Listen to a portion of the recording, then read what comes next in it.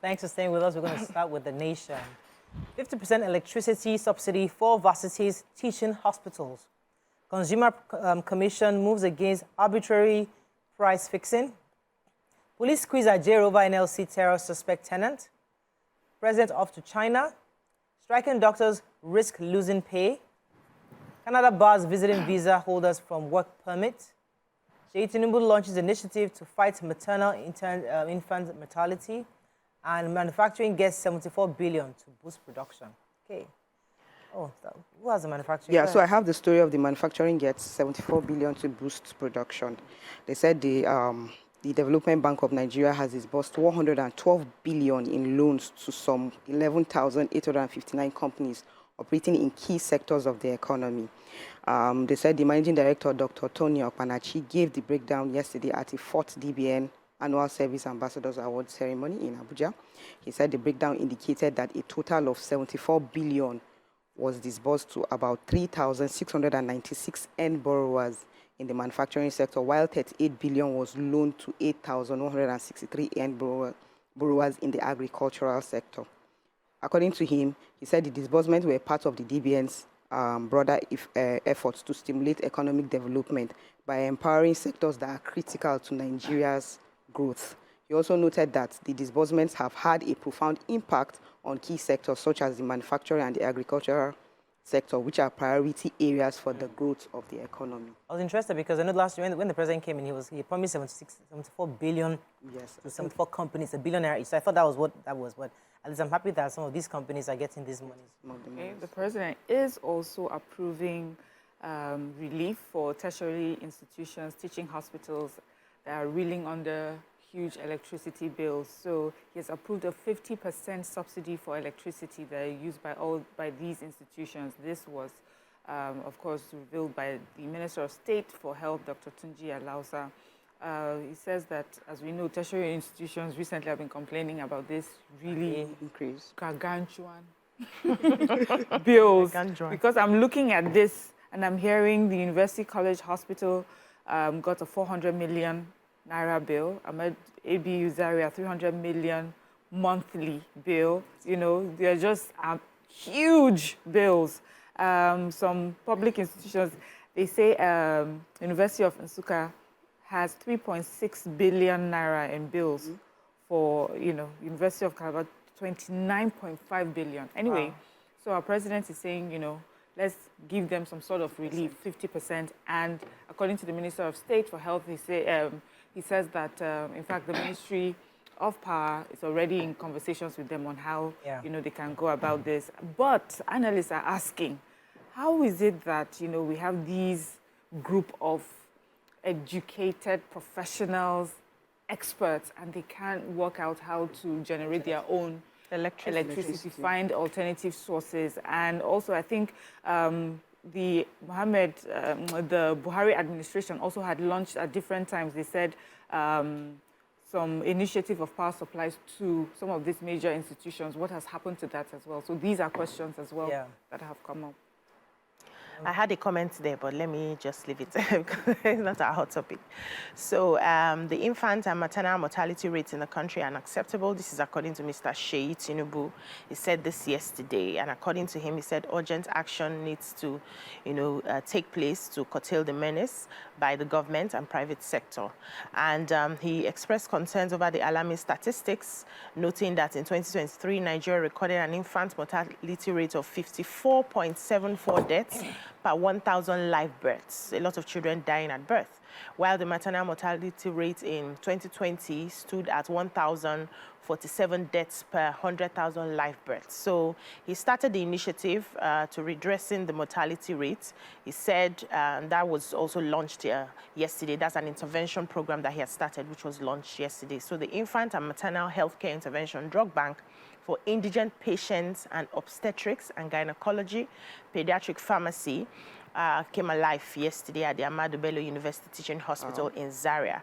He also said that one of the reasons people are, children and mothers are dying at birth is because of financial challenges to be able to buy the prescribed medicines, either when they are sick or during the childbirth at the end of the day. Those are some of the factors that contribute to their mortality rate. Now, he said, announced a scholarship scheme for final year pediatric residency doctors, which was supported with 1 million naira per beneficiary to facilitate their registration and all that, and is applauding the hospitals as well to see how they can make sure that everybody who needs it gets it. So the Federal Competition and Consumer Protection Commission moved against profiteers engaging in the unreasonable pricing of foods and services across the country. The CEO, that's Mr. Tunji Bello, said this yesterday. He came hard on the unwholesome practice of market associations engage in price fixing. So what they observed, they did quite a bit of research, and some of the findings they found is that there's a cartel of marketers. So once these people bring in for example, tomatoes from Benue, this cartel fixes a price and sells it at a high price to the marketers, and they now obviously have to then increase the prices to the consumers.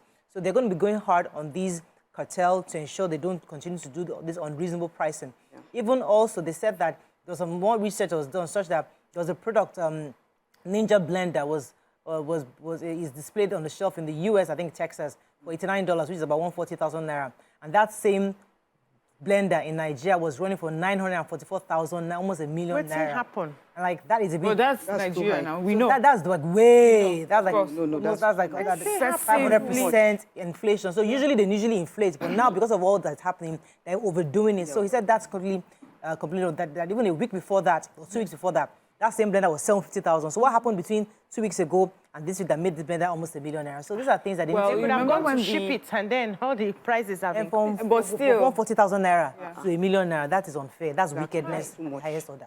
Okay, moving on to the Punch. These are just wicked. Yeah, simple and short. Simple, wicked. The Punch, presidential fleet, 200 families displaced as NAF demolishes houses. Picture story here. Ajero honors police summons false terrorism allegation. Botox enlargement doctor declared wanted as client dies during surgery. Canada ends visitor to work permit policy. No work, no pay threats won't stop strike, says resident doctors. Tinubu okays 50% electricity subsidy for hospitals and others. Governor's jobs bazaar. State's wage rise by 900 billion naira. And NYSC bars police graduates without IT experience. Okay, which story?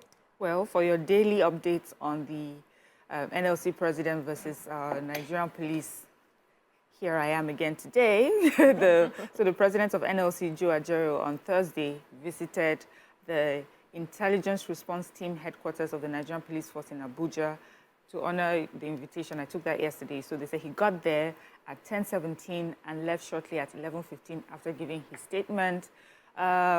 He was accompanied by a group of union members and supporters. I also hear the report says in ABUTH State as well, a group of supporters, led themselves to the police headquarters as well. Remember, they had sent out a circular asking for unionists and supporters to, march to various police headquarters. So they did that. And before he gave his statement, he still feels that the allegations of terrorism financing and whatever, as far as he's concerned, they're spurious, an attempt to weaken the labor movement. He talked about how this job takes a lot from them. He says that during the Abacha regime, they were locked up, he and Mr. Falana. This is something that you go through when you have this sort of job. So, yeah, so he's giving his statement and he's out. And then we will hear next update next week, I guess, from the police force. All right, let's go on a short break. When we come back, we continue with our review. Stay with us. We'll be right back. Staying with us, we're still reviewing Punch. Let me take the human interest story. So the Lagos State Police Command yesterday declared a doctor identified as Idara Bassi wanted in connection with the death of a 36-year-old woman known as Abiola, who had passed away during the Botox surgery in Lekki Phase 1. The procedure is known as a Brazilian butt lift. It's a procedure of a cosmetic surgery, obviously, that involves extracting fat from other areas of the body and injecting it into the Botox area to give it a more rounder appearance. Before the incident, medical experts had cautioned about the potential side effects of this procedure. And then, the nurse who administered a particular injection has been arrested, but the owner of the clinic is currently on the run. So the police has declared that person wanted, and she's obviously, according to them, she's a suspect, and they're looking for her. So really, really sad indeed that Abiola had to pass away. But unfortunately, she was as a result of the injection she was given by the nurse, and her driver who took her there said she was gasping for breath after that injection. And so we don't know if she had completed the procedure or she was just about to start the procedure. Maybe there were preliminaries, and maybe she had underlying effects, and maybe the injection had some kind of thing. We don't know, but I guess the police will be investigating and letting us know. It's painful. We know. Yes. So we have the Nigerian Association of Resident Doctors. They have started their 7-day warning strike, which started on Monday, to press for the rescue of their member, Dr. Ganiyat Bukwola, who was kidnapped 8 months ago. They said Bukwola, a registrar in the Department of Ophthalmology at the National Eye Center, Kaduna, was abducted on December 27, 2023, along with her husband and her nephew. Now, while the husband was released in March, Bukwola and her nephew remained in captivity.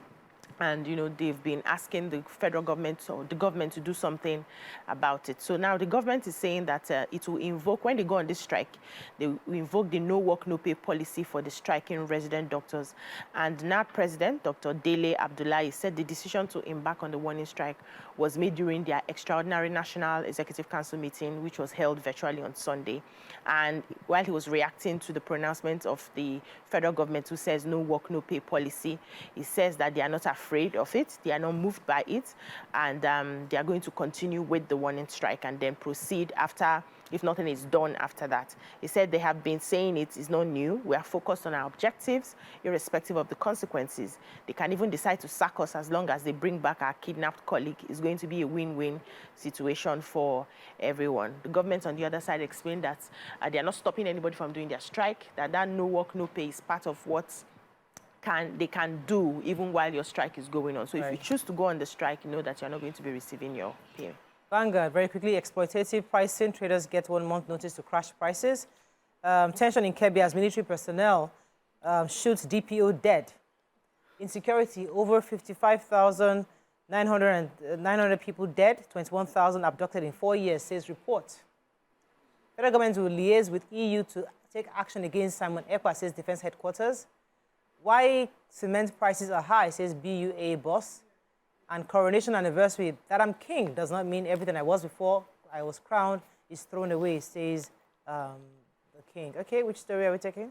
Well, burning Kebbi. So in Kebbi State, the police command there has been thrown into mourning, according to the report, over the killing of SP Haliru Liman. He was a divisional officer of Wasogo Division, and he was killed by a military officer that's attached to the OPHD Sector 6, the Marke area in Zamfara State. They said Liman was on his way to Burning Kebbi on August 24th to attend a conference, but he was stopped by a military officer who had asked him to identify himself. They said shortly after he identified himself, the military officer pointed his gun at him and shot him right in the head, the forehead. Of course, led to his death.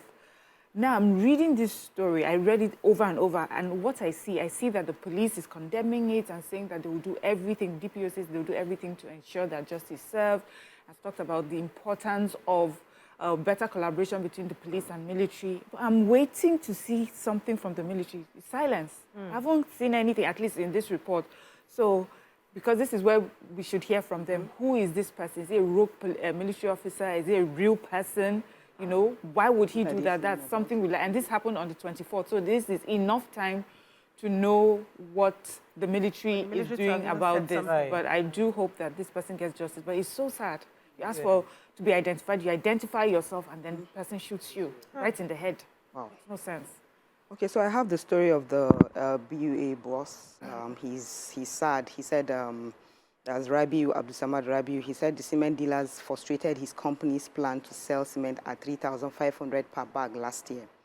He said he's speaking at the meeting at the company in Abuja. He said that while his company sold over 1 million tons of cement to dealers at 3,500 per bag, with the intention that they will pass the benefits to end users, the dealers sold a bag of cement to consumers at between 7,000 and 8,000 naira. According to him, the BUA cement could not stop the dealers, whom he said made huge profits from the high margin because the company had no control over prices in the open market. The price of cement, if you take now, right now, he said it was 4,000, but now is now 6,000. It's only 50% increase. So he's just trying to say that the dealers out there, you know, we Nigerians, we are the ones that are doing ourselves. The FCCPC. They increase the price on their own. That's our people for you. Any story, Vanguard? Yes, I want to take, there was a terrorist story I wanted to take, but it was too gory. So let me just take the Canada story. Do you have time? Okay, go ahead. Yes, so the Immigration, Refugees and Citizenship Canada has ended a temporary public policy that allowed visitors to apply for a work permit from within Canada. They said they had introduced the policy in August 2020 to help visitors who were unable to leave the country due to the COVID-19 pandemic and, you know, all of the travel restrictions that happened at the time. Now, under the policy, visitors in Canada could now apply for work permits without having to leave the country. In addition, foreign nationals who also held a work permit in the previous 12 months, but they changed their status to visitor, could apply to work legally in Canada while they are waiting for their work permit application. Now, they said it's set to expire in February 28, 2025, but they are going to be ending the policy abruptly because they are trying to recalibrate the number of temporary residents in Canada and preserve the integrity of the immigration system.